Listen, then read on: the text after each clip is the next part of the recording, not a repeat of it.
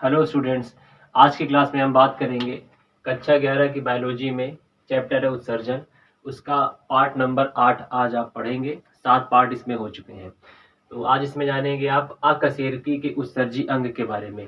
तो अकशेरुकी क्या होता है? अकशेरुकी का मतलब होता है ऐसे जानवर, ऐसे जीव जिनके पास रीढ़ की हड्डी नहीं होती है, उन्हीं को अकशेरुकी कहते हैं। और उत्सर्जी अंग का मतलब है कि ऐसे अंग जो उनके शरीर के अंदर से हानिकारक पदार्थों को बाहर निकाले। सबसे बड़े अगर अकशेरुकी की बात करी जाए, सबसे बड़ा ऐसा जीव जिसके पास रीढ़ की हड्डी नहीं होती है, तो उसका नाम स्क्विड है। SQUID। ये अंटार्कटिका में पाया गया है, लगभग 45 फीट का। और बात करें कि ये कैसे होते हैं, जो अकशेरुकी जीव होते हैं, तो इनका खून ठंडा होता है। जो मकड़ी है, तितली है, ये सभी अकशेरुकी के अंतर्गत आते हैं। तो आगे हम जानते हैं एक कोश की जीव के बारे में। तो ये कई तरह के होते हैं, तो उनके बारे में जानते हैं। तो नंबर 1 में है एक कोश की जीव। ऐसा जीव जिसका शरीर सिर्फ एक कोशिका से बना होता है। तो ये जो जीव होते हैं, ये हमेशा पानी में रहते हैं, ज्यादातर ये पानी में ही मिलेंगे। और इनके पास कोई भी उत्सर्जी अंग नहीं होता है, यानी ऐसा अंग नहीं मिलता है जो इनके शरीर से हानिकारक पदार्थों को बाहर निकाले। तो आगे है कि हम बात कर ले अगर इसके एग्जाम्पल की, तो जैसे अमीबा है, तो ये एक कोश की जीव है और इसमें कोई भी उत्सर्जी अंग नहीं मिलता है। फिर कुछ ऐसी संरचनाएं मिलती हैं जो ये काम करती हैं, बाहर निकालती खराब पदार्थों को। जैसे उसका नाम है संकुचनशील रिक्तिका या संकुचनशील, उसको धानी कहेंगे। और इनमें जो मेन पदार्थ निकलता है, इनके अंदर से जो खराब पदार्थ मेन निकलता है, वो होता है अमोनिया। और किस तरह से निकलता है वो संकुचनशील से? तो एक प्रोसेस होती है, उस चीज को कहते हैं विसरण। विसरण का मतलब क्या होता है, आप सिंपल समझ लीजिए कि जब गाढ़ा द्रव जो है पतले द्रव की ओर जाए तो उसको विसरण कहते हैं। आप इसको इस तरह से समझ लीजिए, मान लीजिए कि एक टैंक है और इसमें एक पतली झिल्लीदार दीवार लगा दी गई है और इस तरफ गाढ़ा द्रव को भर दिया गया है और इस तरफ पतला द्रव भरा हुआ है। तो अब ये जो गाढ़ा द्रव है, ये पतले की ओर जाएगा इस झिल्ली से, बीच से निकल करके तब तक जाता रहेगा जब तक दोनों तरफ की सांद्रता यानी गाढ़ापन जो है वो बराबर ना हो जाए। या दूसरे एग्जाम्पल से समझ लीजिए कि कोई नदी, तालाब, समुद्र है और उसमें कोई मछली रह रही है। अब मछली के अंदर का जो द्रव है, उसके अंदर का जो जीव द्रव, कोशिका द्रव वगैरह जो भरा हुआ है, वो गाढ़ा है और जो इसके आसपास का जो पानी है वो कैसा है, वो पतला है। तो अब अंदर से ये गाढ़े से पतले की ओर द्रव बाहर की ओर जाएगा, इसी को विसरण कहते हैं। उसी तरह से अमीबा में होता है कि अमीबा के अंदर का जो जीव द्रव होता है वो गाढ़ा होता है और जिस तालाब में, नदी में जहाँ पर ये है, तो वो उसकी तुलना में वो क्षेत्र जो होता है वो पतला होता है, यानी वो पतला होता है पानी।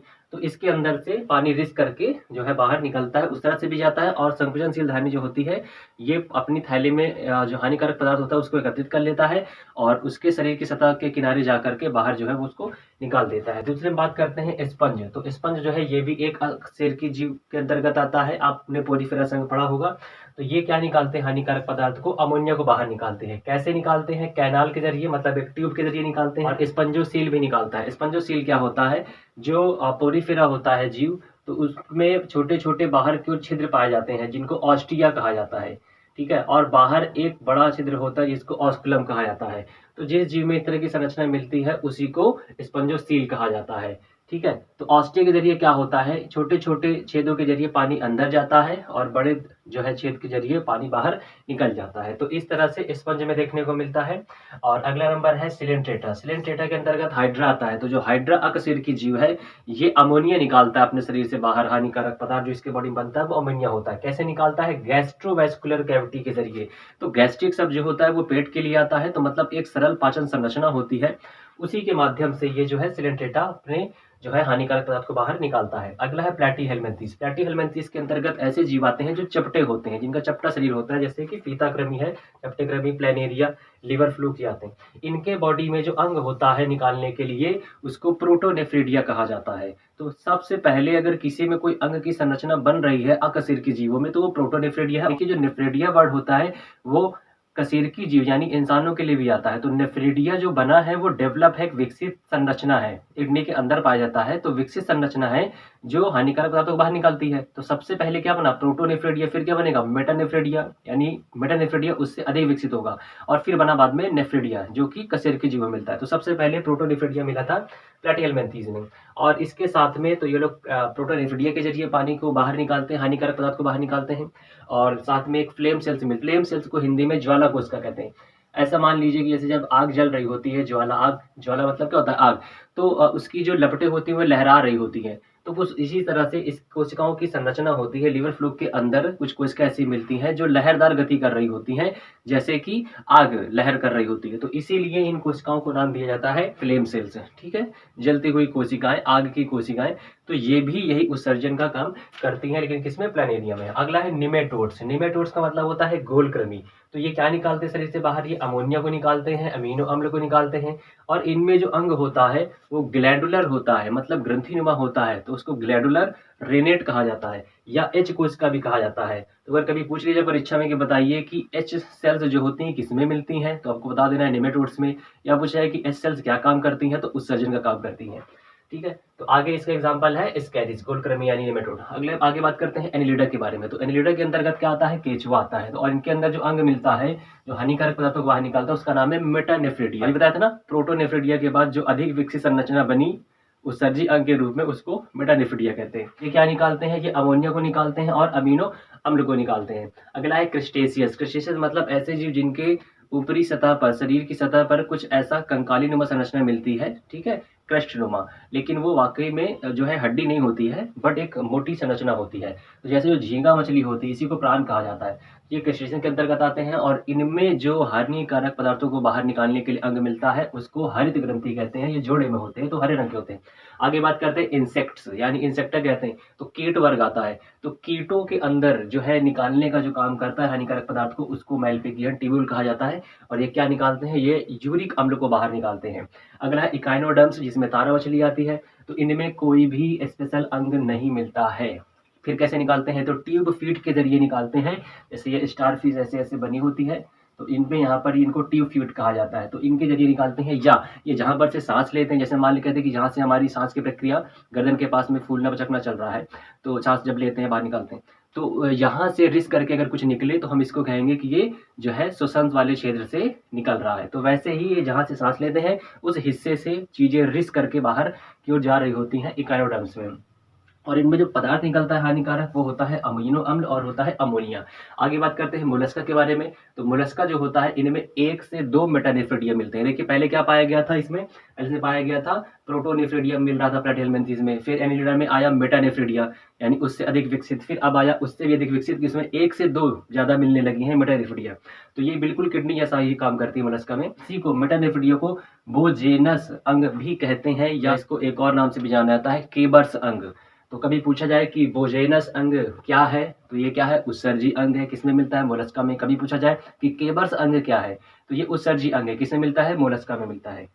आगे बात करते हैं हम हेमिकॉर्डेटा के बारे में। तो जो और हाँ, जो मोलस्का होता है ये अमोनिया को बाहर निकालता है। आगे बात करते हैं हेमिकॉर्डेटा के बारे में। तो हेमिकॉर्डेटा में जो उत्सर्जी अंग होता है उसको ग्लोमेरुलस कहा जाता है। देखिए जो ग्लोमेरुलस संरचना है ये इंसानों में भी मिलती है। नेफ्रिडिया के अंदर एक गुच्छा होता है वाहिकाओं का, जिसमें ब्लड आता है, उसी को ग्लोमेरुलस कहा जाता है। और ये क्या निकालते हैं, ये जो निकालते हैं तो वो भूरे और पीले रंग के कण नुमा संरचनाएं होती हैं जो उत्सर्जी पदार्थ होते हैं हेमिकॉर्डेटा में। एग्जाम्पल में इसमें है बैलेनोग्लोसस। तो बैलेनोग्लोसस हेमिकॉर्डेटा के अंतर्गत आता है। ये एक एनिमल होता है।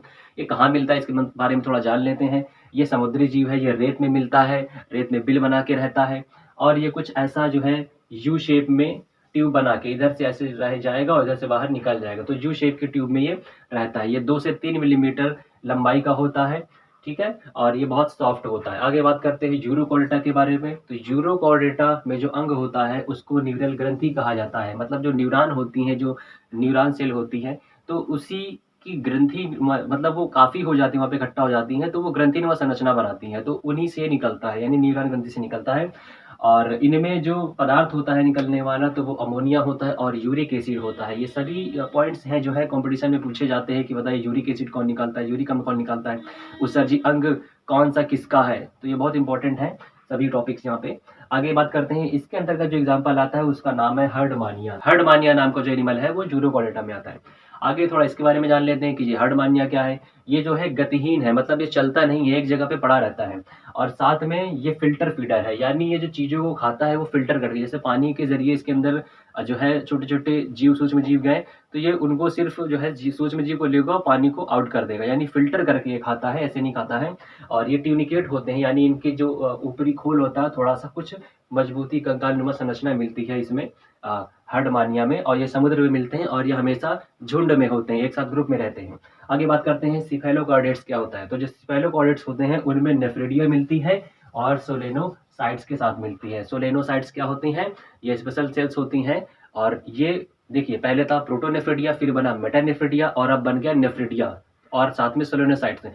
यानी कि इसमें बिल्कुल वैसे ही कुछ सेम कैरेक्टर मिल रहे हैं जैसे कॉर्डेटा में हम लोगों में मिलते हैं किडनी की संरचना में, जो नेफ्रिडिया में। तो ये और ही अधिक विकसित उत्सर्जी अंग की संरचना है जो हानिकारक पदार्थ को बाहर निकालेगी। इसका एग्जाम्पल क्या है, एम्फिऑक्सस है। एम्फिऑक्सिस क्या होते हैं थोड़ा जान लेते हैं कि स्मॉल ईल के जैसा होता है। ईल क्या होता है, देखिए ईल एक प्रकार की मछली होती है समुद्री, और ये जो है पतली होती है, लंबी होती है, और इसके बॉडी में स्केल नहीं मिलते। स्केल का मतलब आपने देखा होगा कि इस तरह से मछलियों के ऊपर कुछ खुरदुरा सा बना रहता है, इसी को स्केल कहा जाता है। तो ईल उस मछली को कहेंगे जिसमें स्केल नहीं होगा, लंबी होगी, पतली होगी। तो कुछ वैसा ही ये एम्फिऑक्सस भी देखने को मिलता है। ये रेत में मिलता है और इसका दूसरा एक नाम होता है सर लैंसलेट। वैज्ञानिक के खोज के आधार पर इसको सर लैंसलेट कहा जाता है, और इनमें कार्डेट के सभी जो है विशेषताएं मिलती हैं देखने को। और ये जो है सिफालोकॉर्डेट कॉर्डेटा का एक उपसंग है। आज की वीडियो में आपने अकशेरुकी के उत्सर्जी अंगों के बारे में जाना। तो मिलते हैं नेक्स्ट वीडियो में, इसके नेक्स्ट पार्ट में।